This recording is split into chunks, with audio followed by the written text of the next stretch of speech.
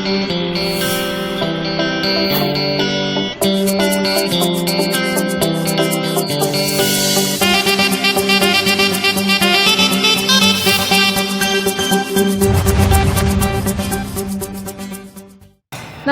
Root റൂട്ട്സിലേക്ക് സ്വാഗതം.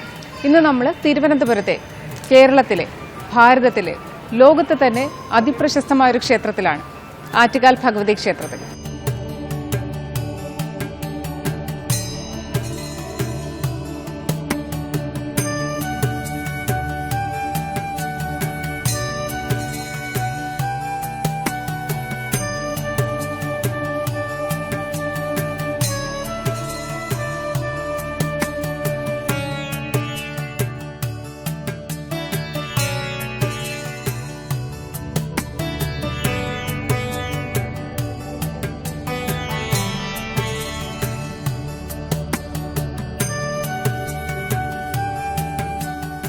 ആറ്റുകാൽ ഭഗവതി ക്ഷേത്രത്തിന്റെ പ്രശസ്തി ലോകം മുഴുവൻ വ്യാപിച്ചു കിടക്കുന്ന ഒന്നാണ്. ശക്തിസ്വരൂപിണിയായ ദേവിയെ കണ്ടുതൊഴുത് പുണ്യം നേടാൻ ലക്ഷക്കണക്കിന് ആളുകൾ ഓരോ വർഷവും ഇവിടെ എത്തുന്നു. ആറ്റുകാലമ്മയുടെ ക്ഷേത്രത്തിൽ ദർശനം നടത്തി പ്രാർത്ഥിച്ചാൽ, പൊങ്കാലയർപ്പിച്ചാൽ സർവ്വസങ്കടങ്ങളും മാറി ഐശ്വര്യം കൈവരുമെന്നാണ് വിശ്വാസം. ക്ഷേത്രത്തിലെ ഏറ്റവും പ്രധാനപ്പെട്ട ചടങ്ങാണ് പൊങ്കാല സമർപ്പണം. അന്നപൂർണേശ്വരിയായ ഭഗവതിയുടെ ഇഷ്ടവഴിപാടായാണ് പൊങ്കാല സമർപ്പണം കണക്കാക്കപ്പെടുന്നത്. ഒരിക്കലെങ്കിലും ആറ്റുകാലെത്തി ദേവിക്ക് പൊങ്കാലയിടാൻ ആഗ്രഹിക്കാത്ത ഭക്തകളുണ്ടാവില്ല. ഒരിക്കൽ പൊങ്കാല സമർപ്പിച്ചാൽ അടുത്ത വർഷവും ആറ്റുകാലമ്മയുടെ പൊങ്കാല മഹോത്സവത്തിനെത്താൻ ആഗ്രഹിക്കാത്തവരും. മുമ്പ് മുല്ലുവീട്ട് കാരണവർ കിള്ളിയാറിൽ ചെന്ന് കുളിക്കാൻ പോയപ്പോൾ ഒരു ബാലിയെ കണ്ടു. ആ ബാലിയെ കണ്ട് രാത്രി പിന്നീട് സ്വപ്നത്തിൽ വീണ്ടും ആ ബാലിയെ പ്രത്യക്ഷമായതിൻ്റെ അടിസ്ഥാനത്തിൽ ഒരു സ്ഥലം ബാലിയെ പറഞ്ഞതായിട്ടാണ് ഐതിഹ്യം. ആ സ്ഥലത്ത് ഒരു അമ്പലം പണിയുകയും ആ അമ്പലമാണ് ഇന്നിപ്പം കാണുന്ന ക്ഷേത്രമായിട്ട് മാറിയിരിക്കുന്നത്. അന്ന് വളരെ കുറച്ച് ആൾക്കാർ മാത്രം പൂജിച്ചിരുന്ന ഒരു ചെറിയ അമ്പലമായിരുന്നു. അതിനുശേഷം കാലാകാലങ്ങളിൽ ഇതിൻ്റെ പ്രശസ്തി നാലുപാടും വ്യാപിക്കുകയും ധാരാളം ഭക്തജനങ്ങൾ ഇങ്ങോട്ട് വരാൻ ആകർഷണമുണ്ടായി.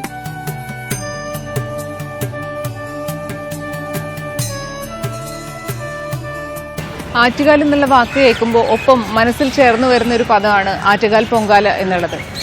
ഓരോ വർഷവും ലക്ഷോപലക്ഷം സ്ത്രീകളാണ് ആറ്റുകാൽ പൊങ്കാലയിട്ട് ഈ പ്രദേശത്ത് വന്ന് പൊങ്കാലയിട്ട് ദേവിയുടെ അനുഗ്രഹം വാങ്ങി മടങ്ങുന്നത്. ഇത്തവണത്തെയും ആറ്റുകാൽ പൊങ്കാലയുടെ ഒരുക്കങ്ങൾ തുടങ്ങിക്കഴിഞ്ഞു. ഓരോ വർഷവും പൊങ്കാലയർപ്പിക്കാൻ എത്തുന്നവരുടെ എണ്ണത്തിൽ അഭൂതപൂർവമായ വർധനവാണുണ്ടാകുന്നത്. പൊങ്കാലയ്ക്കായുള്ള നാൾ കാത്തുകാത്ത് വ്രതം നോറ്റ് ഭക്തർ ഇവിടെ എത്തുന്നു.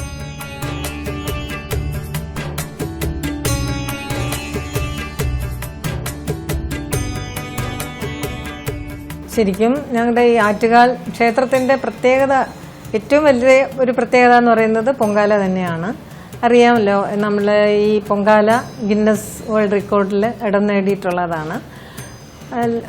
ലക്ഷം സ്ത്രീകൾ, 40 ലക്ഷത്തോളം ആണ് നമ്മുടെ കണക്ക് പറയുന്നത്, സ്ത്രീകൾ പൊങ്കാല ഇടുന്നുണ്ട്. ഒരേ സമയം ഒരു പൊങ്കാല അർപ്പിക്കുന്നുകൊണ്ടാണ് അങ്ങനെ ഗിന്നസ് ബുക്കിൽ ഇടം കിട്ടിയത്.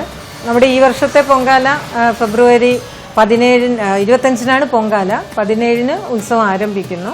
അപ്പോൾ അതിലേക്ക് വേണ്ടിയിട്ട് ഞങ്ങൾ ട്രസ്റ്റിൻ്റെ ഭാഗത്തു നിന്ന് എല്ലാ പ്രവർത്തനവും ഒരു ഒക്ടോബർ മാസം തന്നെ ആരംഭിച്ചിട്ടുണ്ട്. എല്ലാം അതിൻ്റെ ഓരോ ഘട്ടങ്ങളിലായിട്ടാണ്. അതുപോലെ തന്നെ ഗവൺമെൻറ്റിൻ്റെ ഭാഗത്തു നിന്ന് അവലോകന യോഗങ്ങളൊക്കെ 2 തലത്തിലായി കഴിഞ്ഞു. ഗവൺമെൻറ് ഡിപ്പാർട്ട്മെൻറ്റും പിന്നെ കളക്ടർ, സബ് കളക്ടറാണ് നമ്മുടെ ഇതിൻ്റെ കോർഡിനേറ്ററായിട്ട് വെച്ചിട്ടുള്ളത്. അപ്പോൾ അങ്ങനെ എല്ലാ രീതിയിലും ഇതിൻ്റെ പ്രവർത്തനങ്ങൾ പുരോഗതിയിലാണ്.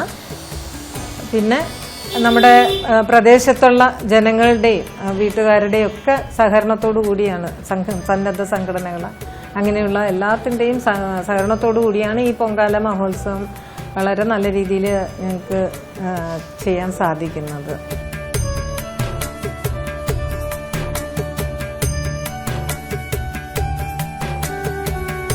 തിരുവനന്തപുരം നഗരത്തിന്റെ ഹൃദയഭാഗത്തായി സ്ഥിതി ചെയ്യുന്ന ഈ ക്ഷേത്രത്തിൽ കണ്ണകി ദേവിയാണ് സങ്കല്പം. കേരളത്തിലെയും തമിഴ്നാട്ടിലെയും വാസ്തുവിദ്യാ രീതി ഇവിടെ കാണാൻ കഴിയും. തടിയിൽ തീർത്ത മൂലബിംബമാണ് ദേവിയുടേത്. ശ്രീകോവിലിനടുത്ത് മുഖ്യ കവാടത്തിന് സമീപമായി ഗോപുരത്തിനു മുകളിൽ വലിയൊരു ദേവീ വിഗ്രഹവുമുണ്ട്. ഈ വിഗ്രഹത്തിലെ സാരി സമർപ്പണവും ദേവിയുടെ ഇഷ്ടവഴിപാടാണ്. ഭക്തർ സമർപ്പിക്കുന്ന സാരികൾ മണിക്കൂറുതോറും മാറി മാറി ദേവിയെ അണിയിക്കും. ദിവസത്തിന്റെ അവസാനം ചാർത്തുന്ന ഉടയാടയാണ് പിറ്റേ ദിവസം രാവിലെ വരെ ദേവി അണിയുക. മുഖ്യ കവാടം കടന്ന് അകത്ത് കയറുമ്പോൾ പ്രദക്ഷിണ വഴിയിൽ പുരാണങ്ങളെ ആധാരമാക്കിയുള്ള ധാരാളം ശില്പനിർമ്മിതികൾ കാണാം. പൊങ്കാല സമർപ്പണവുമായി ബന്ധപ്പെട്ട് നിരവധി ഐതിഹ്യങ്ങളുണ്ട്. മഹിഷാസുരനെ നിഗ്രഹിച്ച ശേഷം എത്തിയ ദേവിയെ പൊങ്കാലയിട്ട് ഭക്തർ സ്വീകരിച്ചു എന്നാണ് ഒരു ഐതിഹ്യം. ആ ദിവസത്തെ ഓർമ്മയ്ക്കായാണ് വർഷം തോറും പൊങ്കാല അർപ്പിക്കുന്നതത്രേ. കണ്ണകിയുടെ ചരിത്രവുമായും പൊങ്കാല ബന്ധപ്പെട്ടിരിക്കുന്നു. ക്രോധത്താൽ ചുമന്ന കണ്ണിൽ നിന്നുയർന്ന അഗ്നിയിൽ മധുരാപുരി ചുട്ടെരിച്ച കണ്ണകീദേവിയെ ആശ്വസിപ്പിക്കാൻ വേണ്ടി ജനങ്ങൾ പൊങ്കാലയർപ്പിച്ച് സ്വീകരിച്ചു എന്നും വിശ്വാസമുണ്ട്. കേരളത്തിലെ ആദ്യ പൊങ്കാലയുത്സവം നടന്നത് ആറ്റുകാൽ ദേവീക്ഷേത്രത്തിലാണ്. ചെറിയൊരു അമ്പലമായിരുന്നു, ഒറ്റ പൂജാരി തന്നെ ഉണ്ടായിരുന്ന ഒരു അമ്പലമായിരുന്നു.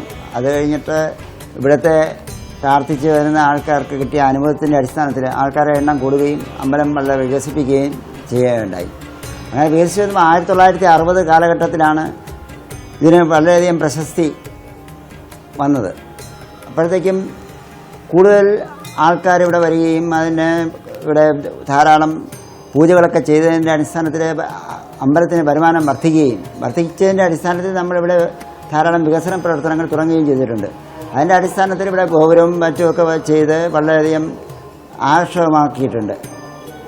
തമിഴ്നാട്ടിൽ നിന്നും രാജാറാം എന്നുള്ള ശില്പിയെ വരുത്തുകയും ഇന്ന് കാണുന്ന ഈ പ്രതിമകളെല്ലാം ചെയ്യിച്ചത് രാജാറാം എന്നുള്ള ശില്പിയാണ്. അദ്ദേഹം ഇവിടെ വന്ന് താമസിച്ച് ഇതിൻ്റെ പണികളൊക്കെ ചെയ്യുകയുണ്ടായി. കൊറോണ കാലം നൽകിയ നിയന്ത്രണങ്ങളിൽ പൊങ്കാല വീടുകളിലേക്ക് ചുരുങ്ങിയതിന്റെ സങ്കടം തീർന്നു കിട്ടിയത് പഴയ പോലെ ഒരുമിച്ച് ചേർന്ന് പൊങ്കാലയർപ്പിച്ചപ്പോഴാണ്. ഇത്തവണ എന്തായാലും കൂടുതലായിരിക്കുമെന്ന് തന്നെയാണ് പ്രതീക്ഷിക്കുന്നത്. കാരണം 2 വർഷം പൊങ്കാല അവരവർ വീട്ടിൽ തന്നെ ഇട്ടു. അത് ആ ഒരു ഭക്തിയുടെ ഭാഗമായിട്ട് തന്നെയാണ്. നമ്മുടെ അമ്പല ട്രസ്റ്റിൽ നിന്ന് ആവശ്യപ്പെട്ട പ്രകാരം ആരും പൊങ്കാല അതായത് തുറന്ന സ്ഥലങ്ങളിൽ അവരവരുടെ വീടുകളിൽ ഇട്ടു. ഞങ്ങളും ഇവിടെയും എല്ലാ വീടുകളിലും ഉണ്ടായിരുന്നു. പക്ഷെ വേറെ തുറന്ന സ്ഥലങ്ങളിൽ പൊങ്കാല അർപ്പിക്കണ്ട എന്നുള്ള ഒരു രീതിയായിരുന്നു. കഴിഞ്ഞ വർഷം പഴയതിൻ്റെ അത്ര തിരക്ക് വന്നില്ലെങ്കിൽ കൂടിയും നല്ല തിരക്കായിരുന്നു. അതുകൊണ്ട് തന്നെ ഈ വർഷം പഴയ ആ ഒരു രീതിയിലോട്ട് ഭക്തജനങ്ങളുടെ പ്രവാഹം ഉണ്ടായിരിക്കും തന്നെയാണ് പ്രതീക്ഷിക്കുന്നത്.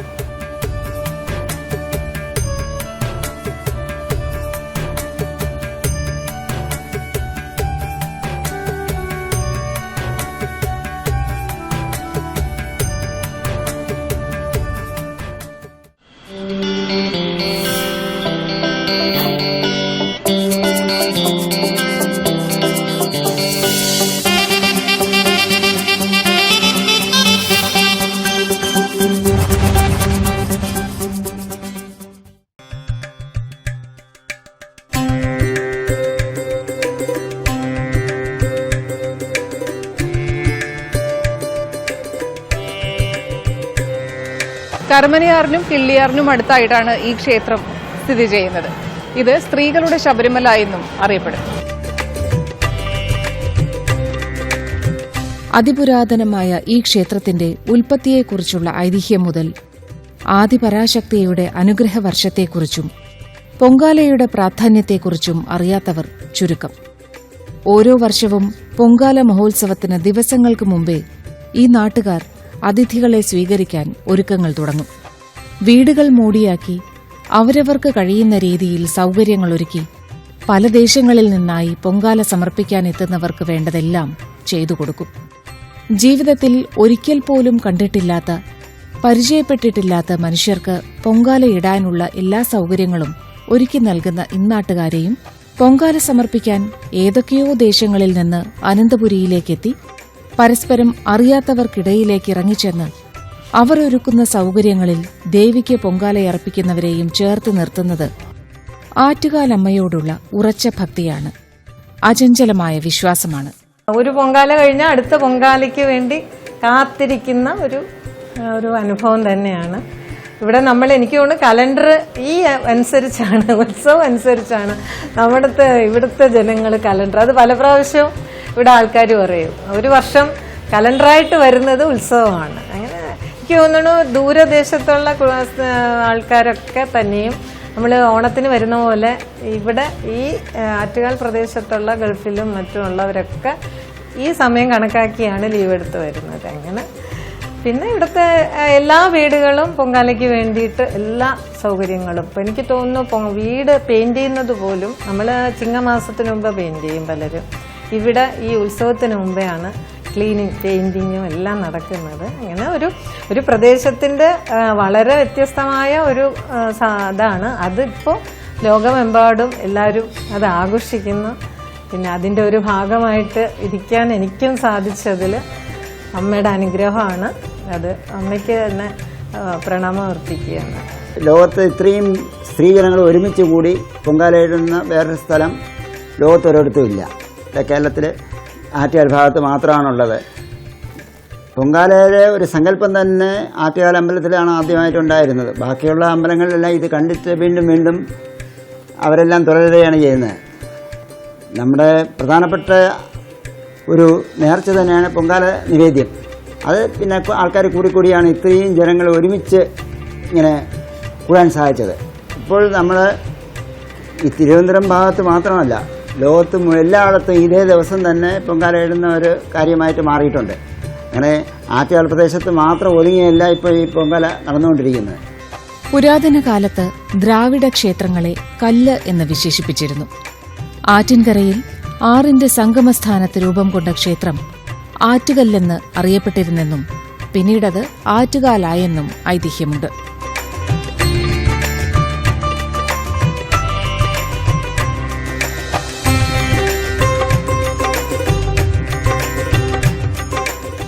ആദിപരാശക്തിയുടെ മാതൃരൂപത്തിലുള്ള ഭദ്രകാളി ദേവിയുടെ രൂപത്തിലാണ് ഇവിടെ ഈ ക്ഷേത്രത്തിൽ ദേവി കുടികൊള്ളുന്നത്. നാരങ്ങ വിളക്കും നാരങ്ങാമാല സമർപ്പണവും ഇവിടുത്തെ പ്രധാന വഴിപാടുകളാണ്. നാരങ്ങ കോർത്ത് ഹാരമാക്കി ദേവിക്ക് ചാർത്തുന്നത് വിശേഷമാണ്.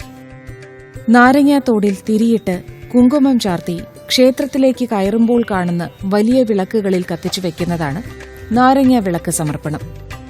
ഉദ്ദിഷ്ട കാര്യലബ്ധിക്കും ഐശ്വര്യത്തിനും വേണ്ടിയാണ് ഭക്തർ ഈ വഴിപാട് നടത്തുന്നത്.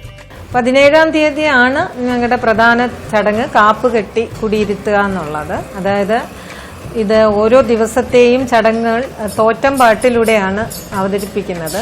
ദേവിയെ കുടിയിരുത്തുന്നതും അങ്ങനെയുള്ള ചടങ്ങ്.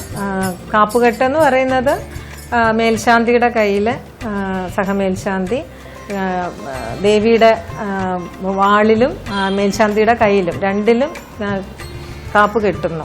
അപ്പോൾ അങ്ങനെ മേൽശാന്തി ഈ അമ്പലത്തിനുള്ളിൽ തന്നെ 10 ദിവസം, അതായത് 9-ാം ദിവസം പുറത്തെഴുന്നള്ളുമ്പോൾ ദേവിയോടൊപ്പം പോകുന്നു. അത്രയും ദിവസവും അമ്പലത്തിൽ തന്നെയാണ് താമസിക്കുന്നത്. അപ്പോൾ കാപ്പുകെട്ട് ഇപ്രാവശ്യം ഫെബ്രുവരി 17 രാവിലെ 8 മണിക്കാണ് ചടങ്ങ് തുടങ്ങുന്നത്. പിന്നെ ഓരോ ദിവസവും ഓരോ തോറ്റമ്പാട്ടിൽ ഓരോ കണ്ണകി ചരിതം ബേസായിട്ടുള്ള കഥയാണ് തോറ്റമ്പാട്ടിൽ പറയുന്നത്, കണ്ണകി ചരിതം. അപ്പം അത് ഓരോ ദിവസം ഓരോ രീതിയായിരിക്കും. കണ്ണകിയുടെ കല്യാണം അങ്ങനെ പോകുന്നു. 3-ാം ദിവസമാണ് കുത്തിയോട്ടം വ്രതം ആരംഭിക്കുന്നത്, രാവിലെയാണ്. അത് രജിസ്റ്റർ ചെയ്ത് നിങ്ങൾ വൃശ്ചികം 1 മുതൽ കുത്തിയോട്ട രജിസ്ട്രേഷൻ ഓൺലൈനും ഓഫ്ലൈനുമായിട്ട് കുത്തിയോട്ട രജിസ്ട്രേഷൻ തുടങ്ങിയിട്ടുണ്ട്. ഇപ്പം തന്നെ ഏകദേശം 550-ലേറെ കുട്ടികളായി കഴിഞ്ഞു. അപ്പോൾ അവർ രാവിലെ വന്നിട്ട് ഇവിടുത്തെ കുളത്തിൽ കുളിച്ച് പിന്നെ 7 രൂപ 7 നാണയം, 1 രൂപ നാണയം, അതായത് 7 വെള്ളി രൂപ തുട്ടുകൾ, അതൊക്കെ ആ പഴയ കാലത്തെ ഒരു സങ്കല്പം. അതിൻ്റെ അടിസ്ഥാനത്തിൽ 1 രൂപ നാണയം ദേവിക്ക് സമർപ്പിച്ചിട്ടാണ് അവർ കുളി കഴിഞ്ഞ് ഈറൻ തോർത്തെടുത്ത് പിന്നെ ഇവരൊക്കെ അമ്മയുടെ, അതായത് ആറ്റുകാൽ അമ്മയുടെ ഭടന്മാരായിട്ട് അമ്മയുടെ ഒപ്പം അമ്പലത്തിൽ തന്നെ 9-ാം ദിവസം വരെയും താമസിക്കുകയാണ്. ചിട്ടയായ ഭക്ഷണ ഇതാണ് അവർക്ക് കൊടുക്കുന്നത്. പിന്നെ ഇവർ ഈ 9 ദിവസം കൊണ്ട് 1008 നമസ്കാരം ക്ഷേത്രത്തിന് ചുറ്റും ചെയ്യുന്നുണ്ട്.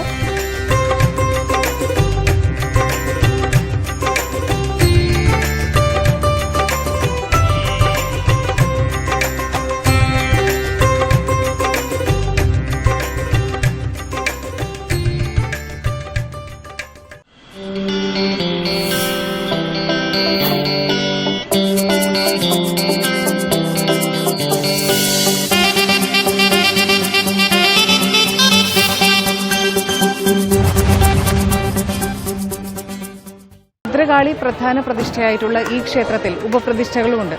മാടൻ തമ്പുരാൻ, ഗണപതി, നാഗദൈവങ്ങൾ എന്നീ ഉപപ്രതിഷ്ഠകൾ, ഉപദേവതമാർ ഇവിടെയുണ്ട്. കുംഭമാസത്തിലെ കാർത്തിക നക്ഷത്രത്തിലാണ് ആറ്റുകാൽ പൊങ്കാല മഹോത്സവത്തിന് ആരംഭം കുറിക്കുക. 9ാം നാൾ പൂരം നക്ഷത്രവും പൌർണമിയും ചേർന്ന് വരുന്ന നാളിലാണ് പൊങ്കാല. അനന്തപുരിയിലേക്ക് ലോകത്തിന്റെ വിവിധ ഭാഗങ്ങളിൽ നിന്ന് ഏറ്റവും അധികം ആളുകൾ എത്തിച്ചേരുന്നതും ഈ ദിവസം തന്നെ. ധാരാളം വിദേശികളും പൊങ്കാല സമർപ്പിക്കാൻ എത്താറുണ്ട്. വിളക്കുകെട്ടും താലപ്പൊലിയും പുറത്തെഴുന്നള്ളത്തും തട്ടനിവേദ്യവുമൊക്കെ ഉത്സവത്തിലെ മുഖ്യ ചടങ്ങുകളാണ്.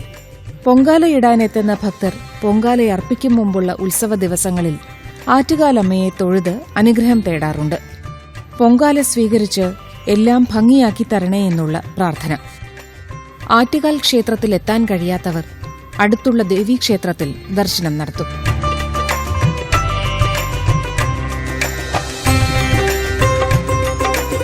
കുംഭമാസത്തിലെ പൂരം നാളിലാണ് ആറ്റുകാൽ പൊങ്കാല. അന്ന് തിരുവനന്തപുരത്തിന്റെ തെരുവീഥികൾ മുഴുവൻ പൊങ്കാലയടുപ്പുകൾ കൊണ്ട് നിറയും. പൊങ്കാല നിവേദ്യം കഴിഞ്ഞു കഴിഞ്ഞാൽ പിന്നെ വരുന്നത് കുത്തിയോട്ടം, കുട്ടികളെ ചൂരൽ കുത്തുക എന്നൊരു ചടങ്ങുണ്ട്. അത് ശരിക്കും ഭടന്മാർ എന്നുള്ള ഒരു സങ്കല്പത്തിന്റെ അടിസ്ഥാനത്തിലാണ്, മുറിവേറ്റ ഭടന്മാർ എന്നുള്ള ഒരു സങ്കല്പത്തിന്റെ അടിസ്ഥാനത്തിൽ ഈ കുട്ടികൾ ചൂരൽ കുത്ത് കഴിഞ്ഞ് ഓരോ സെറ്റായിട്ട് 7 പേരടങ്ങുന്ന ഓരോ ഗ്രൂപ്പ് അമ്പലത്തിൽ നിന്നും മണക്കാട് ശാസ്താ ക്ഷേത്രത്തിലേക്ക് പ്രൊസഷനായിട്ട് താളവും മേളവും അങ്ങനെ ഒരു വളരെ കളർഫുള്ളായിട്ടുള്ള ഒരു രീതിയിൽ അവരിങ്ങനെ പോകും. ഈ കുട്ടികളുടെ എണ്ണം കൂടുതലായതുകൊണ്ട് ദേവി എഴുന്നള്ളുന്ന അതനുസരിച്ച് താമസിച്ചുകൊണ്ടിരിക്കും. ഇപ്പോൾ ഒരു 100 കുട്ടികളാണെങ്കിൽ അത് കഴിഞ്ഞിട്ട് ദേവി, അതിലൊരു നിശ്ചിത സമയമുണ്ട് ദേവിക്ക് എഴുന്നള്ളാനുള്ള. അത് കഴിഞ്ഞാൽ പിന്നെ കുട്ടികളുടെ എണ്ണം കൂടുന്നതനുസരിച്ച് അത് താമസിച്ച് വരും. പിന്നെ ദേവിയുടെ എഴുന്നള്ളത്താണ്. അതും ശാസ്താക്ഷേത്രം എത്തുമ്പോഴത്തേക്കും പിറ്റേ ദിവസം രാവിലെ ആയി കഴിയും. കാരണം ഈ വഴിയിലുള്ള തട്ടനിവേദ്യമൊക്കെ വരുമ്പോഴത്തേക്കും താമസിക്കും. പിന്നെ അത് കഴിഞ്ഞ് തിരിച്ച് 10ാം ഉത്സവത്തിന് തിരിച്ച് ദേവി രാവിലെ ഇവിടെ കയറി കഴിഞ്ഞാൽ പിന്നെ പൂജകളൊക്കെ കഴിഞ്ഞ് രാത്രിയിൽ കാപ്പഴിപ്പ് ചടങ്ങുണ്ട്. രാത്രിയിൽ അതുകൂടി കഴിഞ്ഞാൽ പിന്നെ കുരുതി തർപ്പണം അർദ്ധരാത്രി. അപ്പോൾ അതും കൂടെ കഴിഞ്ഞാലാണ് ഈ 10 ദിവസത്തെ ഉത്സവം കഴിയുന്നത്. ഭക്തർക്കുള്ള അനുഭവത്തിന്റെ അടിസ്ഥാനത്തിലാണ് ഇത്രയും വ്യാപിച്ചത്. ഓരോ ഭക്തർക്കും ഇവിടെ വന്നിട്ട് പ്രാർത്ഥിച്ചിട്ട് പോകുമ്പോൾ ഉണ്ടായ ഗുണകരമായിട്ടുള്ള മാറ്റം ബാക്കിയുള്ളവരെ അറിയുകയും അതിനനുസരിച്ച് കൂടുതൽ ആൾക്കാർ ഇവിടെ ഇങ്ങോട്ട് വരികയും ചെയ്തിട്ടുണ്ട്. ഈ അമ്പലത്തിൻ്റെ മാത്രമായിട്ടുള്ള ഒരു ഉത്സവമല്ല ഇത്. ഇവിടുത്തെ നാട്ടുകാരുടെയും ഇവിടുത്തെ സർക്കാരും ബാക്കി പൊതുജനങ്ങളും എല്ലാവരും സഹകരിച്ചിട്ടാണ് ഇത് നടത്തുന്നത്. ഇവിടുത്തെ റെസിഡൻഷ്യൽ അസോസിയേഷൻ, ബാക്കി എല്ലാ അസോസിയേഷനുകളും ഇതിന് കാര്യമായ സഹകരണം നൽകുകയും ഇതിനെ വിജയിപ്പിക്കുന്നതിന് പൊങ്കാലയും ഉത്സവത്തിനും വേണ്ടുള്ള എല്ലാ കാര്യങ്ങളിലും സഹകരിക്കുകയും ചെയ്യുന്നതുകൊണ്ടാണ് പൊങ്കാല നമുക്ക് ഇത്രയും നന്നായിട്ട് നടത്താൻ പറ്റുന്നത്. ഒരുപാട് പേരെ ഉൾക്കൊള്ളാൻ ഇവിടെ ഈ ആറ്റുകാൽ പ്രദേശത്ത് സാധിക്കുന്നില്ല. അതുകൊണ്ടാണ് ആറ്റുകാൽ പ്രദേശത്ത് നിന്ന് വ്യാപിച്ച് നേരത്തെ മണക്കാട് വരെ ആയിരുന്നു. അത് കഴിഞ്ഞിട്ട് ഈസ്റ്റോട്ടായി, അത് കഴിഞ്ഞ് സ്റ്റാച്യൂരോട്ടായി. ഇപ്പം ഈ തിരുവനന്തപുരം ജില്ലയിലെ എല്ലാ ഭാഗത്തേക്കും വ്യാപിച്ചു കഴിഞ്ഞു. 40 ലക്ഷത്തിലേറെ ആൾക്കാർ വരുമെന്നാണ് പ്രതീക്ഷ. കഴിഞ്ഞ വർഷവും ഉണ്ടായിരുന്നു. പിന്നെ കോവിഡ് കാലത്ത് മാത്രമാണ് സ്വല്പം നമുക്ക് കുറഞ്ഞിരുന്നത്. 1997 ആയപ്പോൾ നമുക്ക് 15 ലക്ഷത്തിൽ പല ആൾക്കാർ ഇവിടെ പൊങ്കാല വരുന്ന അവസരമുണ്ടായി. അപ്പോഴത്തേക്ക് അത് നമ്മുടെ ഗിന്നസ് റെക്കോർഡിൽ വരികയും ചെയ്തു. അങ്ങനെ ക്രമേണ അത് ഭക്തജനങ്ങളുടെ എണ്ണം വർദ്ധിക്കുകയും 2009 ആയപ്പോൾ 25 ലക്ഷം ആൾക്കാർ വന്ന് പൊങ്കാലയിടുകയും അത് നമ്മൾ ഗിന്നസ് റെക്കോർഡിൽ വരികയും ചെയ്തിട്ടുണ്ട്. ഇപ്പോഴ് 40 ലക്ഷത്തോളം ആൾക്കാരാണ് പൊങ്കാലയിടുന്നത്. അങ്ങനെ വളരെയധികം ആൾക്കാർ ദിനം പ്രതി കൂടിക്കൊണ്ടിരിക്കുകയാണ്. ഭക്തജനങ്ങളുടെ എണ്ണം ദിനം പ്രതി കൂടിക്കൊണ്ടിരിക്കുകയാണ്. അതുകൊണ്ട് നമുക്കിവിടെ ഭക്തജനങ്ങൾക്ക് വേണ്ട സൗകര്യങ്ങൾ ഏർപ്പെടുത്താനുള്ള ശ്രമത്തിലാണ് ഇവിടുത്തെ ഭാരവാഹികൾ. ഇവിടെ നമ്മൾ ചുറ്റുമുള്ള കുറേ സ്ഥലങ്ങൾ ആറ്റുകാൽ അമ്പലത്തിന് വേണ്ടി വികസന പ്രവർത്തനങ്ങൾക്ക് വേണ്ടി നമ്മൾ വാങ്ങിച്ചിട്ടുണ്ട്. അതിൽ വികസന പ്രവർത്തനം നടത്തി കൂടുതൽ ഭക്തർക്ക് താമസിക്കാനുള്ള സൗകര്യവും ബാക്കിയുള്ള കാര്യങ്ങളും ഏർപ്പെടുത്താൻ ഭരണസമിതി ആലോചിക്കുന്നുണ്ട്. വ്രതാനുഷ്ഠാനത്തോടെയാണ് സ്ത്രീകൾ പൊങ്കാലയിടാനൊരുങ്ങുക. മനഃശുദ്ധിയും ശരീരശുദ്ധിയും പ്രധാനം. സസ്യാഹാരം മാത്രം കഴിച്ച് ഒരാഴ്ചയെങ്കിലും വ്രതമെടുക്കുന്നവർ പൊങ്കാലയുടെ തലേന്ന് ഒരിക്കലെടുക്കുന്നു. പുതിയ മൺകലത്തിലാണ് സാധാരണ പൊങ്കാലയിടുക. ഭൂമി, ജലം, വായു, അഗ്നി, ആകാശം എന്നിവയുടെ സംഗമമാണ് പൊങ്കാല സമർപ്പണത്തിലൂടെ നടക്കുന്നത് എന്നാണ് വിശ്വാസം. തെങ്ങോല കൊണ്ടുണ്ടാക്കിയ പുരയിൽ കൊടുങ്ങല്ലൂരമ്മയെ സ്തുതിച്ചു പാടുന്നതോടെ ഭഗവതി സർവാഭരണ വിഭൂഷിതയായി ആറ്റുകാലിലേക്ക് എഴുന്നള്ളിയെത്തുന്നു. ആചാരാനുഷ്ഠാനങ്ങളോടെ ദേവിയെ കാപ്പുകെട്ടി കുടിയിരുത്തുന്നതോടെ തുടങ്ങുന്ന ഉത്സവം ഓരോ ദിവസവും തോറ്റുംപാട്ടിലൂടെ, പല കഥകളിലൂടെ, വഴിപാടുകളിലൂടെ, ഉള്ളുരുകുന്ന പ്രാർത്ഥനയിലൂടെ പൂരം നാളിലെ പൊങ്കാല സമർപ്പണത്തിലെത്തുന്നു. കൊടുങ്ങല്ലൂരിൽ നിന്ന് എഴുന്നള്ളിയെത്താൻ പാടിക്ഷണിച്ച് തോറ്റംപാട്ടുകാരനാണ് ദേവിക്ക് ആദ്യ പൊങ്കാല സമർപ്പിക്കുന്നത്. 10ാം ദിവസം കൊടുങ്ങല്ലൂരമ്മയ്ക്ക് യാത്രയയപ്പാണ്. ഇത്തവണയും പൊങ്കാലയർപ്പിക്കാനുള്ള കാത്തിരിപ്പിലാണ് ലക്ഷക്കണക്കിന് ഭക്തർ. ഭക്തിയുടെയും വിശ്വാസത്തിന്റെയും സമർപ്പണത്തിന്റെയും നിറവിൽ ഇത്തവണയും ആറ്റുകാൽ പൊങ്കാലയ്ക്കുള്ള ഒരുക്കങ്ങൾ നടക്കുകയാണ്. റൂട്ട് റൂട്ട്സിന്റെ ഈ എപ്പിസോഡ് ഇവിടെ പൂർണ്ണമാകുന്നു. വീണ്ടും അടുത്തയാഴ്ച. നമസ്തേ.